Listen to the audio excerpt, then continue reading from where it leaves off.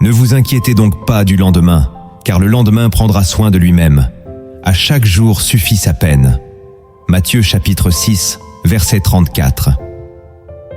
Écoute bien ceci. Si tu es en train de forcer quelque chose dans ta vie, de courir après ce qui semble s'éloigner, de te battre dans ton âme pour accélérer ce qui tarde à venir, sache que Dieu ne bénit pas ce qui est imposé par la peur.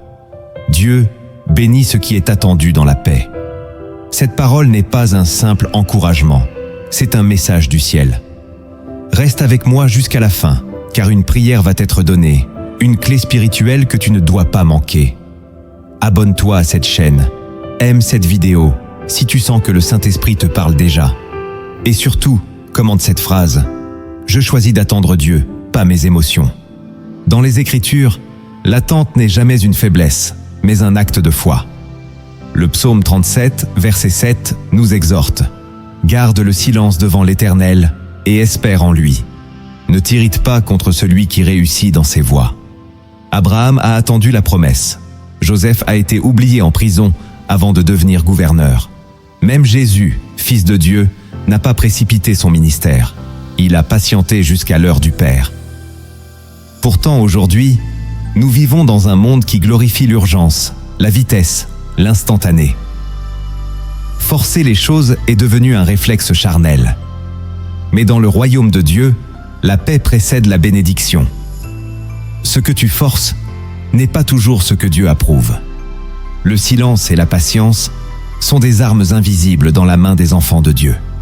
Apprendre à attendre, c'est apprendre à faire confiance à celui qui tient les temps entre ses mains. Maintenant, entre dans un espace plus profond. L'Esprit de Dieu va te révéler 7 fondements invisibles, 7 clés spirituelles que l'homme pressé ignore, mais que le croyant mûr chérit. Ne te contente pas d'écouter. Absorbe chaque parole, car ce que tu vas entendre pourrait bien t'éloigner de l'épuisement et te rapprocher du rythme divin. Le premier principe que tu dois comprendre pour cesser de forcer, c'est que le silence de Dieu n'est pas un refus. Le croyant impatient croit souvent que le ciel se tait parce que la bénédiction est bloquée. Mais dans l'histoire biblique, chaque grande réponse de Dieu a été précédée par une période d'attente silencieuse. Dieu s'est tu pendant 400 ans entre l'Ancien et le Nouveau Testament. Mais ce silence préparait l'avènement du Messie. Quand tu ne reçois pas de réponse immédiate, ce n'est pas parce que Dieu a dit non, c'est parce qu'il est en train de travailler dans l'invisible. Ce que tu vois comme une absence est parfois un acte de protection. Dieu ne veut pas te livrer à une bénédiction que ton cœur ne saurait porter. Il préfère te taire aujourd'hui pour mieux te parler demain. Ce silence n'est donc pas une punition, mais une incubation divine. Le ciel observe, ajuste, réorganise. Et pendant ce temps, il te demande de faire confiance. Cesse de forcer les portes que Dieu a fermées temporairement. Le silence de Dieu est le langage de l'espérance pour ceux qui savent t'écouter avec foi. Le deuxième principe que tu dois intégrer, c'est que ce que Dieu veut t'offrir ne sera jamais en contradiction avec ta paix intérieure. La chair désire souvent des choses brillantes mais toxiques, rapides mais vides, excitantes mais destructrices. Elle veut conquérir sans discerner. Elle pousse à forcer, à courir, à rivaliser, à provoquer des ouvertures qui ne viennent pas de Dieu. Mais l'Esprit agit autrement. Colossiens chapitre 3, verset 15, nous enseigne: que la paix de Christ, à laquelle vous avez été appelés pour former un seul corps, règne dans vos cœurs. Quand une décision trouble ton âme, quand une relation vole ta sérénité, quand un projet t'arrache à ta communion avec Dieu, ce n'est pas une porte ouverte, c'est une alarme spirituelle. Ce que Dieu veut pour toi vient avec confirmation, pas avec agitation. La paix n'est pas une émotion, c'est une direction. Si tu dois te battre intérieurement pour maintenir quelque chose, interroge-toi. Vient-elle vraiment du Père? Car ce qui vient de lui ne demande pas de compromis avec ta paix. Cesse donc de forcer ce qui t'épuise. Ce n'est pas ta bénédiction qui fatigue ton âme, c'est ton attachement à ce qui n'est pas pour toi. Le troisième principe que tu dois retenir, c'est que Dieu t'éprouve dans l'attente pour voir si tu l'aimes plus que sa promesse. L'histoire d'Abraham en est le miroir parfait. Dieu lui promet une descendance, mais l'oblige à attendre. Et lorsqu'enfin Isaac arrive, Dieu demande à Abraham de le lui rendre sur l'autel. Pourquoi ? Parce que parfois, ce que Dieu t'a promis devient une idole dans ton cœur. Et le seul moyen de vérifier que ton amour est pur, c'est de t'inviter à lâcher ce que tu croyais être à toi. Lorsque tu forces les choses, tu montres que tu veux plus le résultat que la volonté divine. Mais Dieu cherche ceux qui peuvent attendre sans corrompre leur foi. L'attente révèle la profondeur de ton attachement. Si tu ne sais pas attendre sans murmurer, c'est que tu ne fais pas encore confiance. Job dit « Quand même il me tuerait, je continuerai à espérer en lui. » Job chapitre 13, verset 15. Voilà la foi qui plaît à Dieu. Cesse de vouloir saisir la promesse à tout prix. Apprends à aimer le donateur plus que le don. Celui qui peut tout abandonner est souvent celui à qui Dieu donne tout, car son cœur est libre.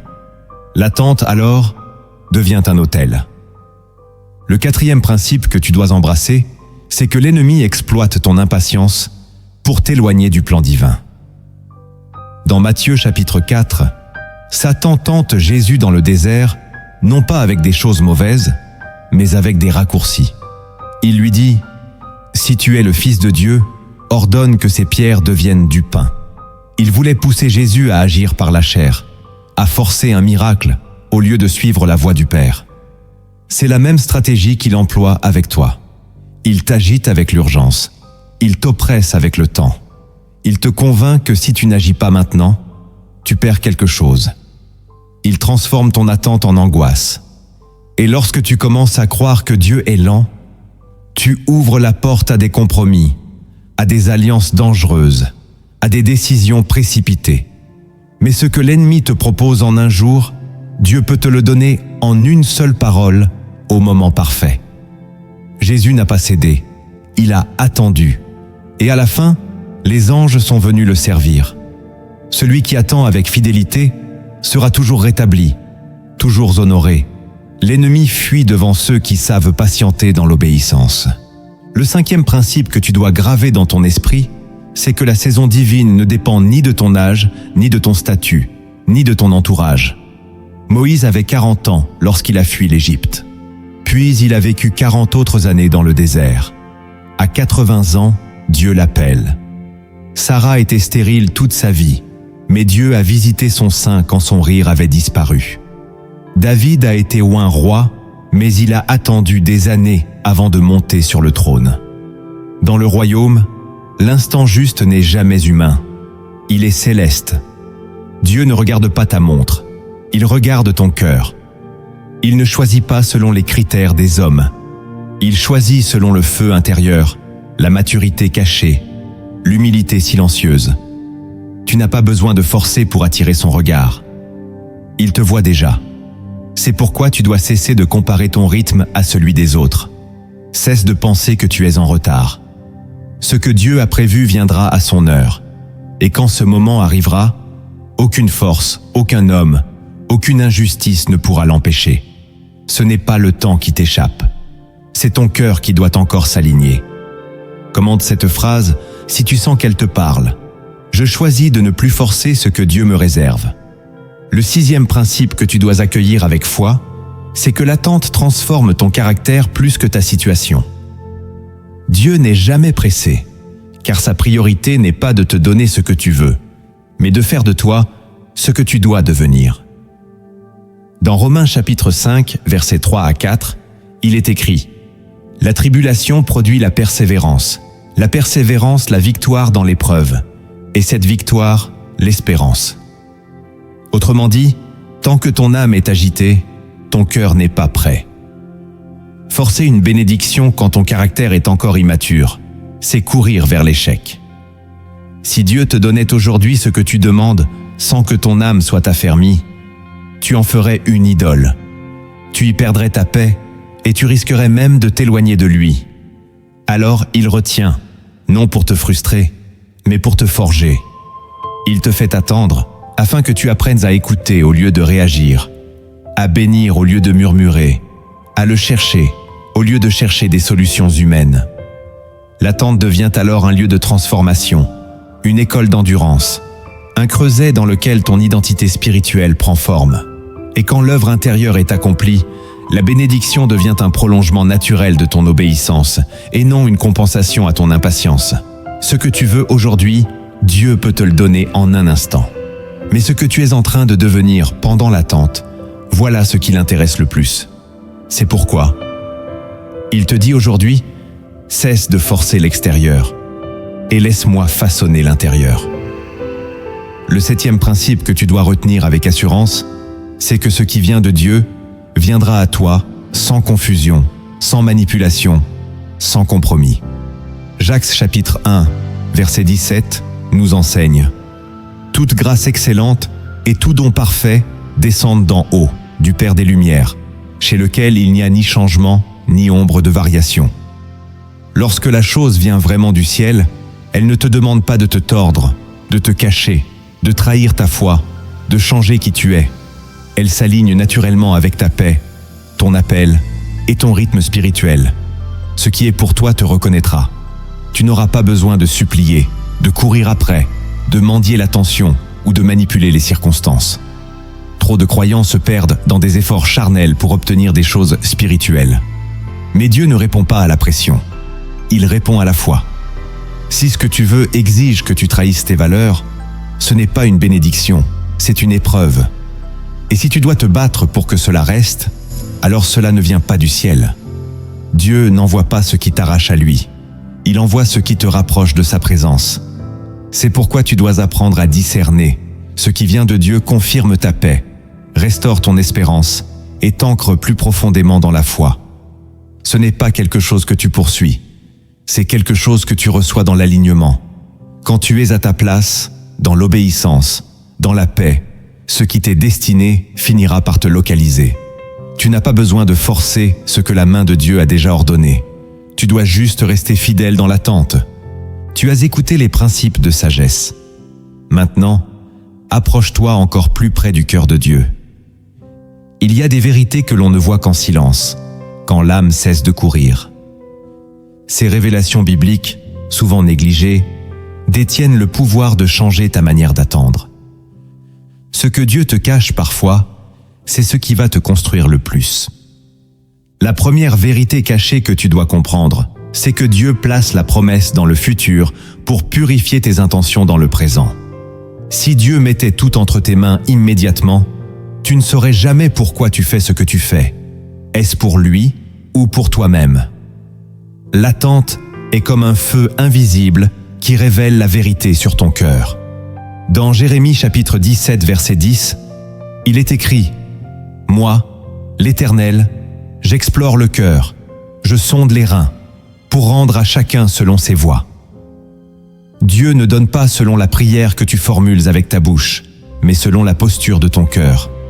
Lorsque tu attends, tu es obligé de regarder en toi. Tu vois tes envies, tes peurs, tes attachements.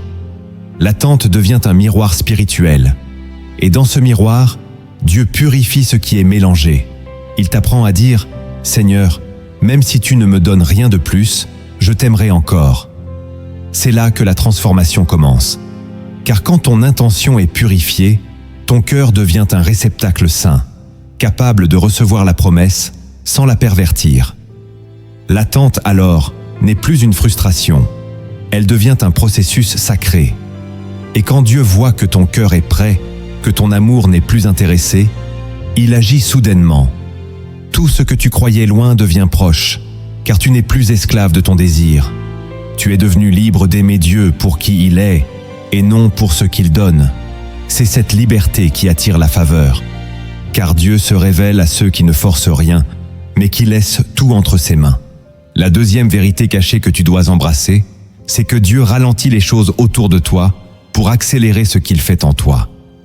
Tout dans ta vie peut sembler figé, les opportunités stagnent, les relations piétinent, les projets échouent. Et tu cries vers le ciel. Pourquoi, Seigneur? Mais ce que tu ne vois pas, c'est que lorsque l'extérieur ralentit, c'est souvent parce que Dieu veut que tu t'arrêtes aussi à l'intérieur. L'agitation t'empêche d'entendre. Le bruit t'éloigne de sa voix. alors Dieu bloque l'extérieur pour que tu rentres dans l'essentiel. Dans Ésaïe chapitre 30, verset 15, Dieu dit « C'est dans le calme et la confiance que sera votre force. » Voilà pourquoi il t'amène dans des saisons de lenteur. Ce ne sont pas des punitions, ce sont des retraites divines. Tu crois que tu perds du temps, mais tu es en train de retrouver ton âme.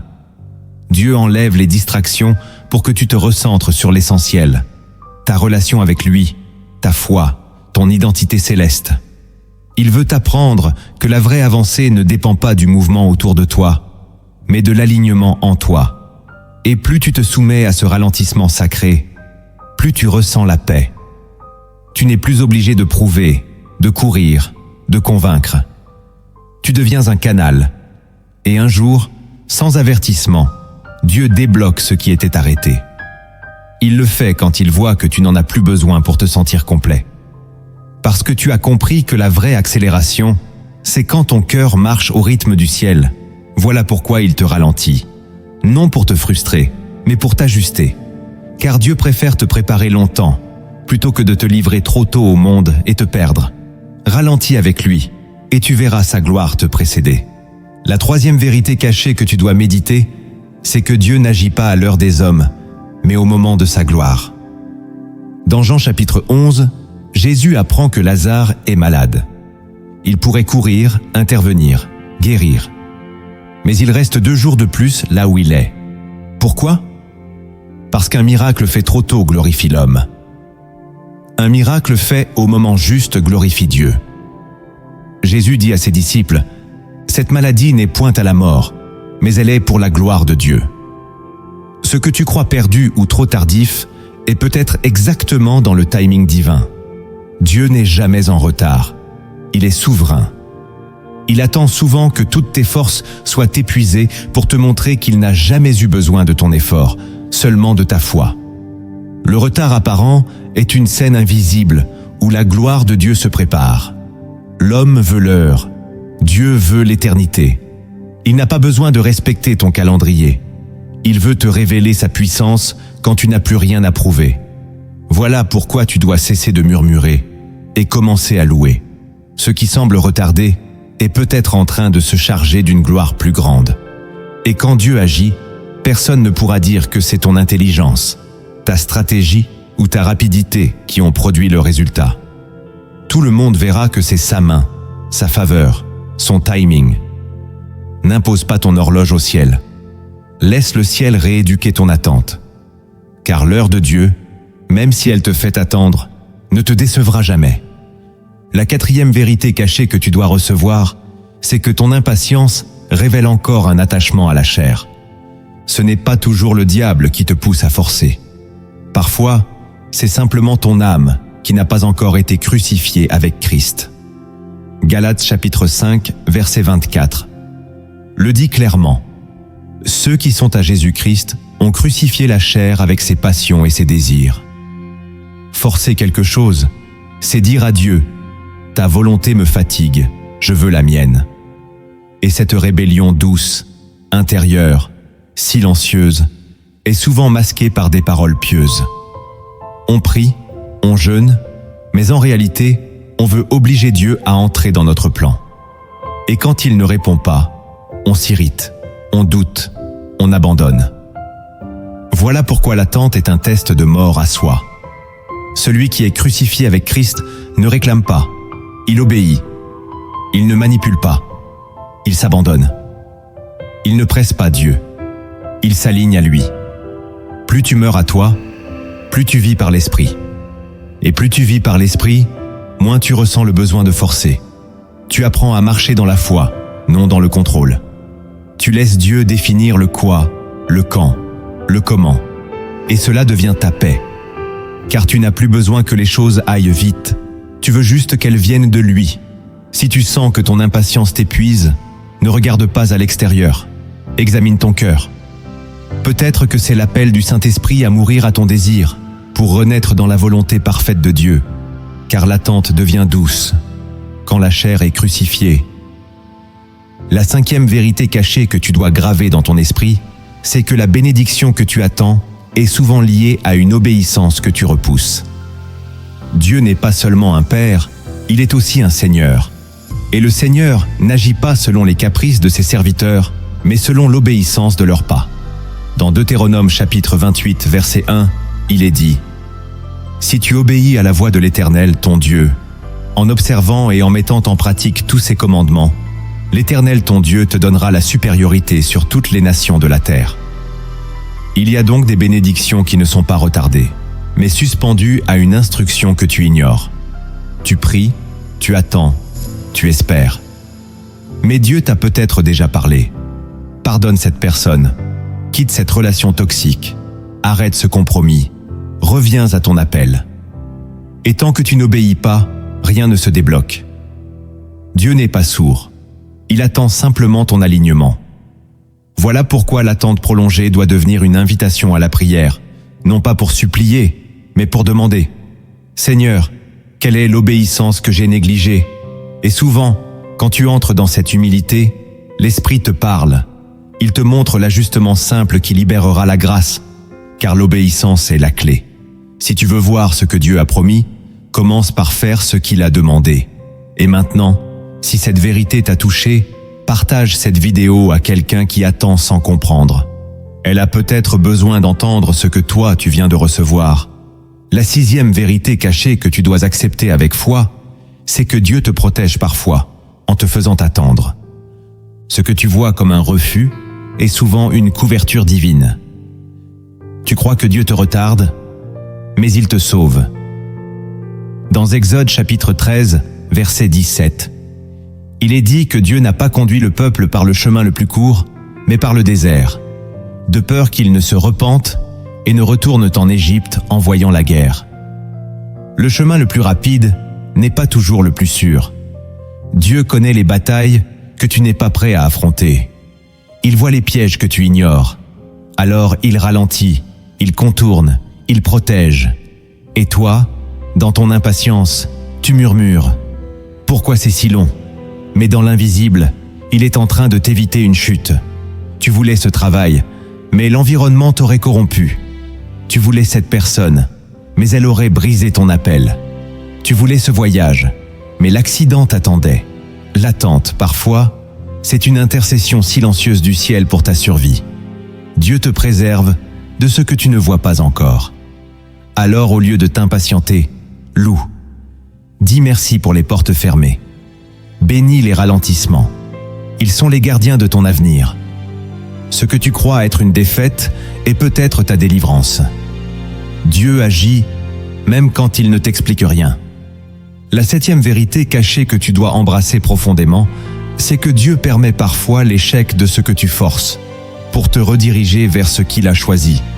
Quand tu poursuis quelque chose que Dieu n'a pas approuvé, il ne t'abandonne pas, mais il permet que cela s'effondre. Et ce n'est pas pour te punir, c'est pour te réveiller. Jonas voulait fuir la mission divine en partant pour Tarsis. Il a payé son billet, il est monté sur le bateau, il a même dormi tranquillement. Mais Dieu a envoyé une tempête. Pourquoi ? Parce qu'il l'aimait trop pour le laisser réussir dans la désobéissance. L'échec de ton plan personnel est parfois l'expression de la miséricorde divine. Car si Dieu te laissait réussir ce que tu forces, tu t'éloignerais de ton appel sans même t'en rendre compte. Et au lieu d'aller vers Ninive, tu finirais dans une vie que Dieu n'a jamais écrite pour toi. Alors, il agit. Il renverse, il ferme, il expose. Il fait couler ce qui t'aurait coulé plus tard. Ce que tu vois comme une humiliation est souvent une réorientation. Dieu veut te replacer là où sa grâce t'attend. Ne pleure pas sur ce qui a échoué. Demande plutôt à Dieu ce que tu dois comprendre. Car parfois, la plus grande preuve d'amour que Dieu t'offre, c'est un échec. Non pas pour te briser, mais pour te rediriger vers ta véritable mission. La 8e vérité cachée que tu dois méditer, c'est que Dieu observe ta fidélité dans les petites choses avant de t'introduire dans les grandes. Tu demandes à Dieu des bénédictions majeures, des percées puissantes, des miracles visibles. Mais il regarde comment tu traites ce qu'il t'a déjà confié. Dans Luc chapitre 16, verset 10, Jésus déclare « Celui qui est fidèle dans les moindres choses l'est aussi dans les grandes. » L'attente, parfois, est un test de gestion. Comment gères-tu ta vie actuelle ? Es-tu fidèle dans la prière, dans le service, dans ton attitude? Ou bien passes-tu ton temps à murmurer sur ce qui manque? Dieu n'investit pas dans l'ingratitude. Il cherche des gestionnaires du royaume, pas des mendiants spirituels. Et souvent, la promotion vient discrètement, quand tu commences à honorer ce que tu considérais comme petit. Le travail que tu méprises, la personne que tu ignores, la saison que tu détestes, contiennent peut-être les semences de ta prochaine élévation. Dieu regarde ton cœur plus que tes résultats. Et s'il voit que tu es fidèle, il ajoutera, au moment parfait, ce que tu ne pouvais pas obtenir par tes propres forces. La grandeur commence toujours par l'humilité dans les petites choses. C'est là que Dieu te forme. Et c'est là qu'il décide si tu es prêt. La 9e vérité cachée que tu dois comprendre avec sérieux, c'est que ta capacité à attendre détermine ton autorité spirituelle. Dans l'Écriture, les hommes puissants dans l'esprit sont aussi ceux qui savaient attendre. Moïse a passé 40 ans dans le désert avant de devenir le libérateur. David a été oint roi, mais il a servi Saül avec loyauté pendant des années. Jésus lui-même a attendu 30 années pour 3 ans de ministère. Pourquoi? Parce que dans le royaume, la précipitation produit des leaders blessés, instables, dangereux. L'attente sanctifie, elle purifie les motivations, elle affermit la foi. Elle crée en toi une autorité silencieuse, une stature intérieure, un feu que personne ne peut voler. Celui qui attend avec Dieu devient redoutable. Il n'agit pas par besoin, mais par ordre. Il ne parle pas beaucoup, mais quand il parle, le ciel se lève.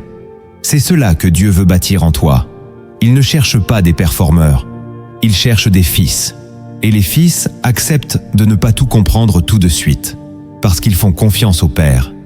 Ta véritable autorité spirituelle ne vient pas de tes dons ou de ton intelligence. Elle vient de ta capacité à te soumettre au temps de Dieu sans te détourner, sans murmurer, sans tricher. Voilà pourquoi l'attente est un champ d'entraînement céleste. Et si tu t'y laisses forger, quand Dieu ouvrira la porte, personne ne pourra la refermer. La 10e vérité cachée que tu dois graver dans ton âme, c'est que Dieu ne veut pas juste t'apporter une réponse. Il veut faire de toi une réponse. Tant que tu pries uniquement pour que Dieu fasse quelque chose pour toi, tu es encore centré sur ton besoin. Mais Dieu a un plan plus grand. Te transformer pour que ta vie devienne un témoignage. C'est pourquoi il ne te donne pas toujours ce que tu demandes rapidement. Il veut que tu comprennes, que tu expérimentes, que tu vives sa fidélité de l'intérieur. Il veut que tu deviennes une source, un repère, une lumière pour ceux qui viendront après toi. Dans Deutéronome, chapitre 8, verset 2, Dieu dit au peuple : « Souviens-toi de tout le chemin que l'Éternel, ton Dieu, t'a fait faire pendant ces 40 années dans le désert, pour t'éprouver et savoir ce qu'il y avait dans ton cœur. Ce n'était pas seulement pour les nourrir, mais pour les transformer. Toi aussi, tu es en train d'être façonné. Chaque attente, chaque prière sans réponse, chaque frustration peut devenir un fondement de sagesse et de maturité. Dieu ne veut pas simplement faire un miracle dans ta vie. Il veut faire de ta vie un miracle, une réponse vivante, une preuve que l'attente produit plus qu'un résultat. Elle produit un homme ou une femme de Dieu. Et cela, personne ne pourra jamais te l'enlever. Ce que tu as entendu ne doit pas rester une simple connaissance. La parole transforme seulement ceux qui la mettent en pratique. Voici maintenant 7 actes spirituels concrets. 7 décisions que tu peux prendre dès aujourd'hui pour cesser de forcer, retrouver ta paix et marcher dans le rythme de Dieu. Car c'est dans l'action que l'attente devient foi. Le premier acte que tu dois poser pour sortir de l'impatience, c'est d'ériger un autel de louange au lieu d'un autel de plainte. La chair murmure dans le désert, mais l'esprit loue dans la sécheresse. Trop souvent, dans l'attente, tu remplis ta bouche de soupirs et ton cœur de plaintes. Mais Dieu n'habite pas les murmures, il habite la louange. Psaume 22, verset 4. Tu es saint, tu sièges au milieu des louanges d'Israël. Si tu veux que Dieu règne au milieu de ton désert, commence à l'adorer. Non pas pour ce qu'il fait, mais pour ce qu'il est. Loue sa fidélité quand rien ne bouge. Célèbre sa bonté quand tout semble vide. Car la louange change l'atmosphère. Elle rappelle à ton âme que Dieu est plus grand que tes délais. Elle brise le joug de la frustration. Elle recentre ton esprit. Quand tu apprends à louer au milieu de l'attente, tu invites la présence de Dieu dans ce lieu précis. Et là où il est, il y a la paix. Louer, ce n'est pas nier la douleur. C'est déclarer que Dieu reste digne, même au milieu du doute. Ce premier acte est fondamental. C'est le début d'un repositionnement spirituel. Tu quittes la posture du mendiant pour entrer dans celle du Fils. Et le Fils ne quémande pas, il adore, même dans l'attente. Le deuxième acte que tu dois poser pour retrouver la paix, c'est de t'engager à une discipline spirituelle constante. L'attente n'est pas une saison vide, c'est une opportunité de te fortifier. Mais si tu la traverses sans discipline, tu resteras vulnérable à l'ennui, au doute et aux distractions. Dans Josué chapitre 1, verset 8, Dieu dit « Que ce livre de la loi ne s'éloigne point de ta bouche. Médite-le jour et nuit. » L'âme disciplinée devient inébranlable. Il ne suffit pas de prier une fois quand tu es frustré. Il faut développer une habitude de prière, de méditation, de silence. Car c'est dans la répétition que la foi se fortifie. Si tu attends Dieu, agis comme quelqu'un qui lui fait confiance chaque jour. Réserve des temps fixes. Sois fidèle même quand tu ne ressens rien. La chair veut l'émotion. L'esprit cherche la constance. Et plus tu t'attaches à une discipline simple et profonde, plus l'attente devient douce. Tu n'attends plus dans l'agitation. Tu attends dans l'adoration structurée. Et ce rythme te transforme. Tu ne regardes plus la montre, tu regardes Dieu. Discipline et paix marchent ensemble. Ce n'est pas un carcan, c'est un cadre. Et Dieu bénit ceux qui marchent dans la constance, car leur cœur est prêt à accueillir ce qui vient d'en haut. Le troisième acte que tu dois poser pour te libérer de l'impatience, c'est de renoncer à toute comparaison. La comparaison est une source invisible de douleur. Elle transforme ton attente en frustration. Elle te pousse à croire que tu es en retard, que Dieu t'a oublié, que les autres sont plus bénis que toi. Mais l'Écriture est claire.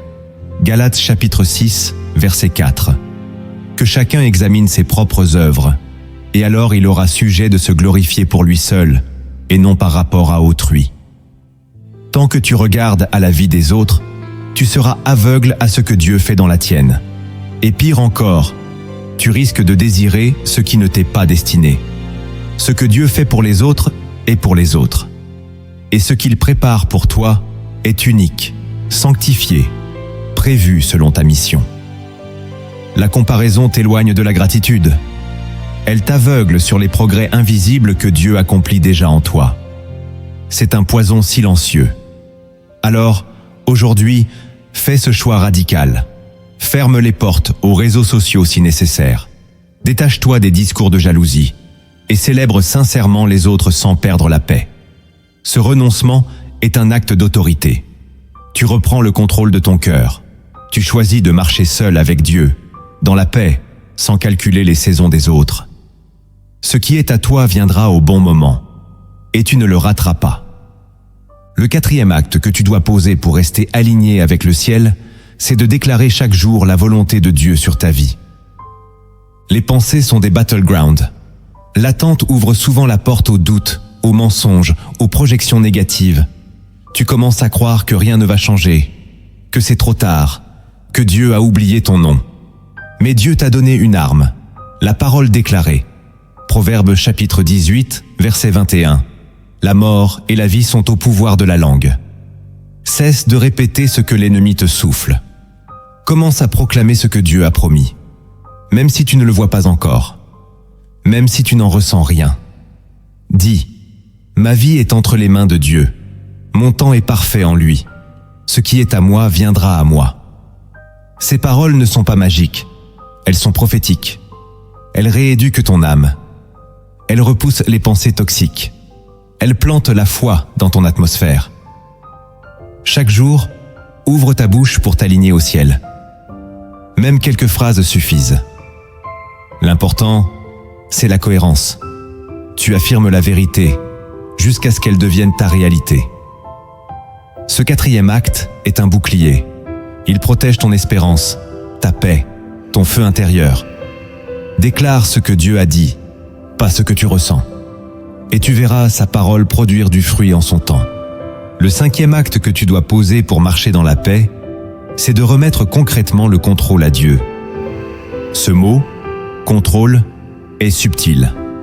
Il se cache dans tes prières, dans tes plans, dans tes stratégies. Tu dis « Seigneur, que ta volonté soit faite ».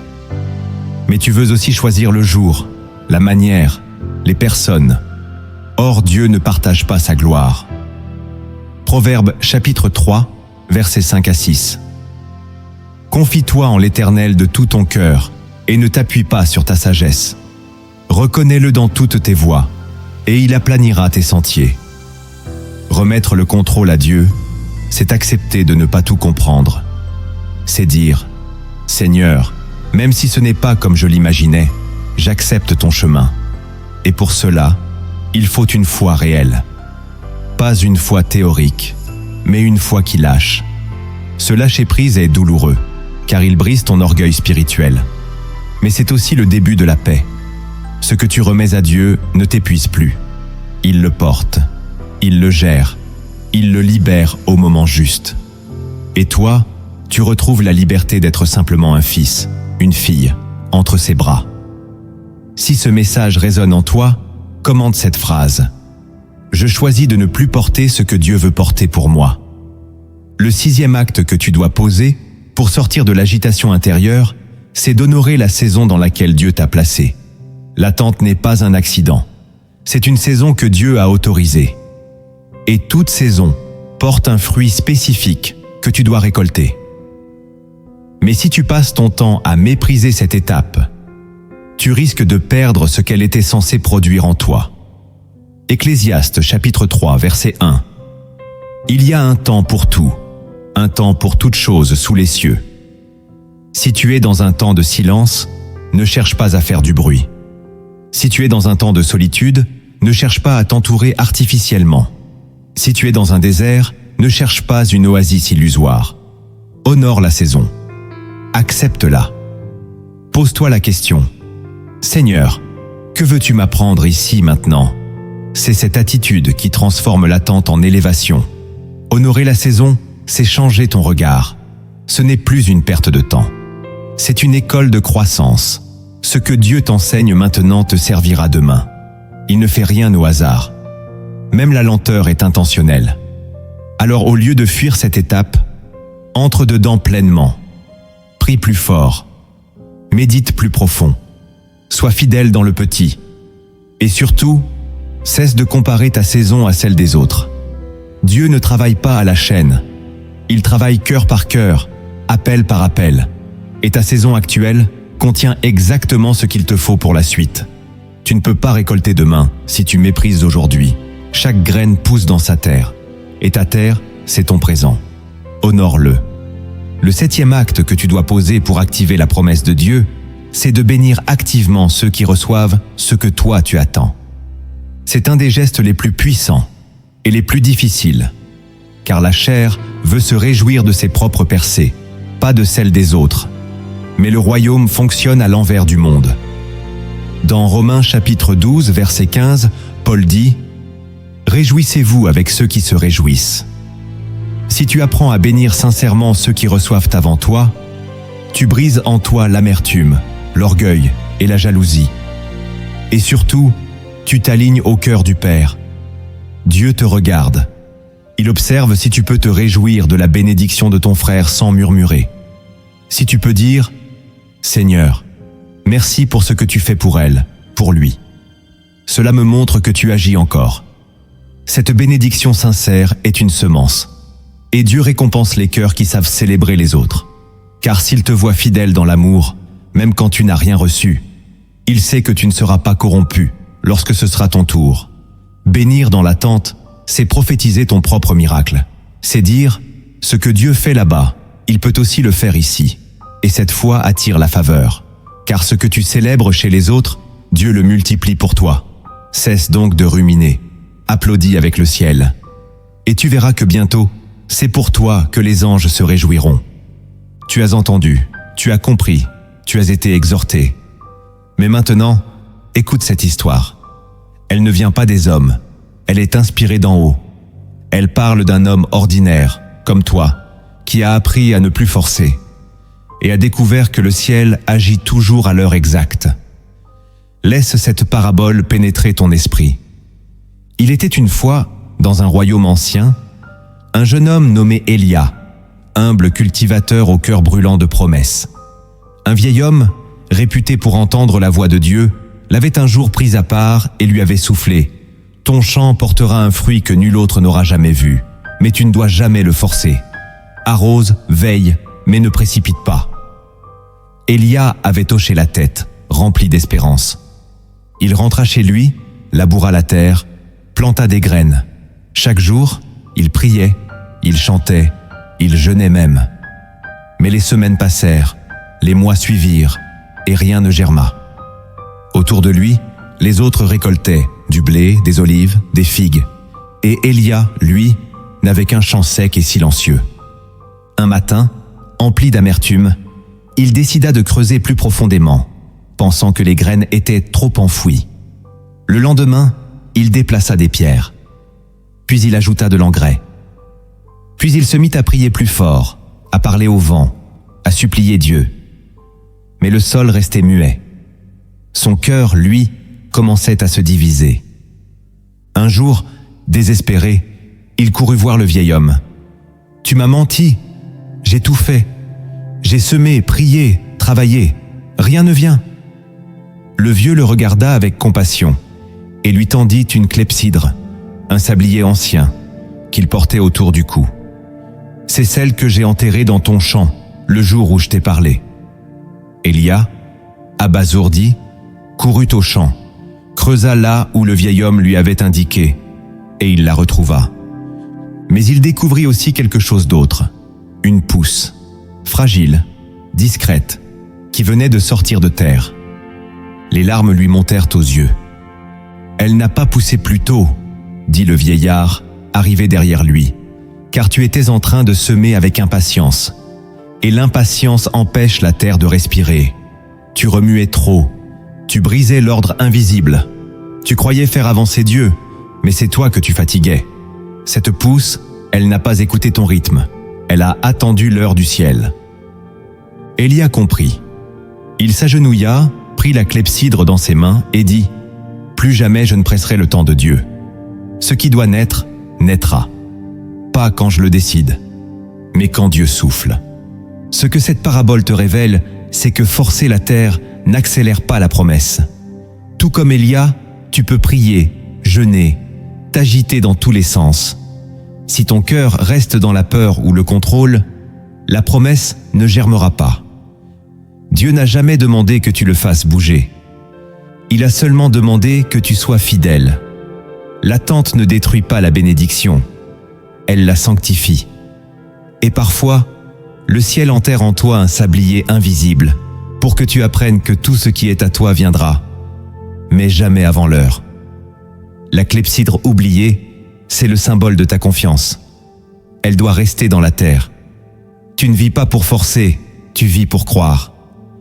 Et lorsque ton cœur se calme, lorsque ta foi cesse de crier, la terre s'ouvre doucement et le fruit vient, pur, intact et à l'heure parfaite du Père.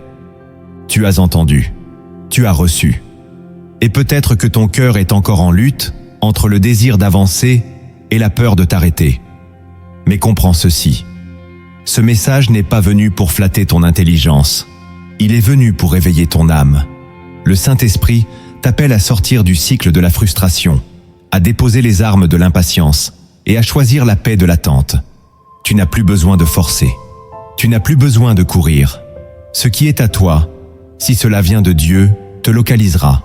Et s'il faut encore attendre, alors attends, mais attends avec foi, avec dignité, avec calme, avec louange. Ne laisse pas l'ennemi voler ce que tu as reçu aujourd'hui. Reviens à cette vidéo si nécessaire. Médite, déclare, prie et engage-toi à vivre différemment. Car Dieu n'a jamais abandonné ses promesses. C'est toi qui dois réapprendre à respirer au rythme du ciel. Et si ce message t'a parlé, si le Saint-Esprit a touché ton cœur, Alors je t'invite à poser 3 actes simples mais puissants. Le premier, c'est de t'abonner à cette chaîne si ce n'est pas encore fait. Pas pour un chiffre, mais pour rester connecté à la voix de Dieu à travers ses messages. Le deuxième, c'est de liker cette vidéo, pour briser l'ombre du silence et dire au ciel « J'ai reçu ». Et le troisième, c'est de partager cette vidéo à quelqu'un qui attend, qui s'épuise, qui doute, et qui a besoin de cette lumière. Car tu peux être le canal par lequel Dieu répondra à une autre vie. Et maintenant, entre dans un moment sacré. Ce n'est pas une simple conclusion. C'est une prière profonde, vivante, prophétique. Elle va pénétrer les fissures de ton cœur. Et si tu ouvres ton esprit, elle peut déclencher une paix que tu n'as jamais connue. Prépare-toi. Là où tu es, ferme les yeux si tu peux. Détache-toi de tout ce qui t'agite. Cette prière n'est pas un rituel. C'est une conversation d'âme à esprit. Une élévation de ton cœur vers le trône du Père. Laisse chaque mot descendre comme une pluie douce sur ta sécheresse. Que cette prière marque un tournant dans ta manière d'attendre. Père, je te prie maintenant pour cette personne qui regarde cette vidéo, cette âme unique que tu as créée, formée, choisie et appelée par son nom. Tu la vois telle qu'elle est, non pas comme les autres l'aperçoivent, mais dans la vérité nue de son cœur. Tu connais ses cicatrices, ses pensées les plus profondes, ses prières murmurées dans le secret, ses larmes retenues dans l'obscurité de sa chambre, ses combats quotidiens qu'elle affronte en silence. Tu sais, Seigneur, qu'elle est fatiguée, fatiguée d'attendre, fatiguée de croire, fatiguée de forcer des portes qui ne s'ouvrent pas, fatiguée de tout faire correctement et de ne rien voir changer. Elle a peut-être le sourire devant les autres, mais à l'intérieur, elle se sent perdue, blessée, éteinte, confuse, épuisée. Elle a donné, pardonné, semé, espéré, mais l'écho de sa foi semble parfois se perdre dans le vide. Alors aujourd'hui, je te la confie entièrement, Seigneur. Je te demande d'entrer là où personne ne peut entrer, dans les zones de sa vie qu'elle ne montre à personne, dans les endroits de son âme qu'elle a appris à cacher, même à elle-même. Toi, tu n'as pas peur de nos ténèbres. Tu n'es pas rebuté par nos doutes. Tu ne t'éloignes pas à cause de nos faiblesses. Alors viens la visiter maintenant, Saint-Esprit. Viens faire ce que les mots humains ne peuvent pas faire. Viens faire fondre ces murailles intérieures. Viens briser les chaînes invisibles qui l'empêchent d'avancer. Viens apaiser les tempêtes qu'elle ne sait même plus nommer. Je te prie pour son passé, pour toutes les blessures non cicatrisées, pour les trahisons qu'elle n'a jamais comprises, pour les silences qui l'ont marqué plus fort que des cris, pour les pertes qu'elle n'a pas su pleurer. Viens la libérer des souvenirs toxiques.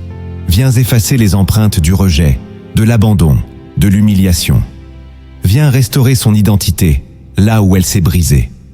Je te prie pour les mots durs qui lui ont été lancés, pour les malédictions verbales, les moqueries, les promesses non tenues. Je te prie pour les personnes qui lui ont fait croire qu'elle n'avait pas de valeur.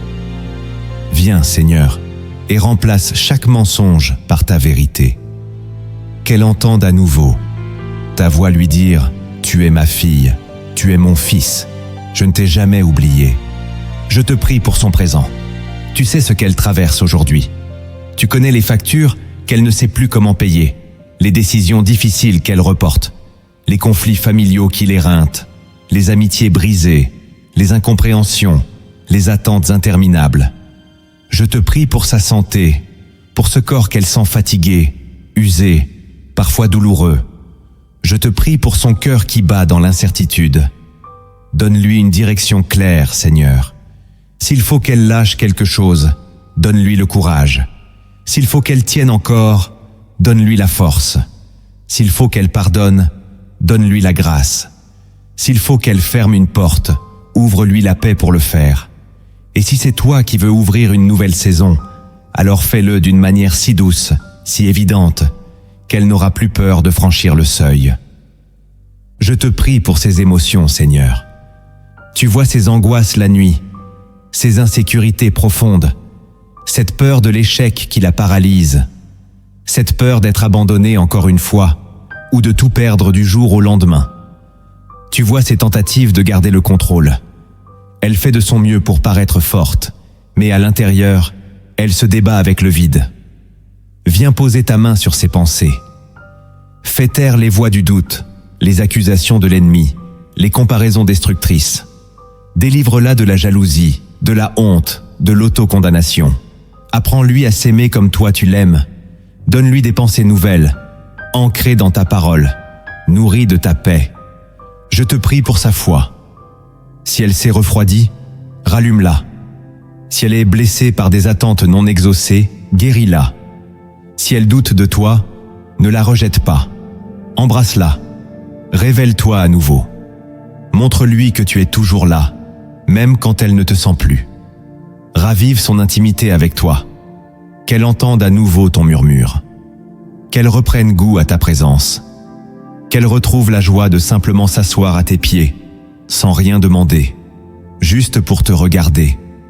Et si elle s'est éloignée, ramène-la doucement, sans reproche, sans pression, juste avec ton amour qui guérit. Je te prie pour ces relations. Tu sais qui doit rester, qui doit partir, qui doit être restauré. Coupe les liens qui la tirent vers le bas. Éloigne les influences toxiques. Envoie-lui des personnes qui l'édifient, qui la respectent, qui la comprennent. Bénis ses enfants si elle en a. Bénis son foyer. Bénis ses projets. Protège-la des manipulations, des trahisons, des alliances qui ne viennent pas de toi. Et surtout, prépare son cœur pour la personne que tu as choisie pour sa vie, si c'est dans tes plans. Enlève les fausses attentes, les liens d'âme nocifs, les idoles relationnelles. Fais d'elle une femme ou un homme libre, guéri, prêt à aimer sans peur. Je te prie pour son avenir. Tu as des projets de paix et non de malheur. Donne-lui une vision nouvelle. Réveille ses rêves enfouis. S'il faut qu'elle change de direction, montre-la lui clairement. Ouvre les portes que toi seul peux ouvrir. Ferme celles qui la protègent, même si elle ne les comprend pas encore. Bénis son travail, ses finances, ses études, ses engagements.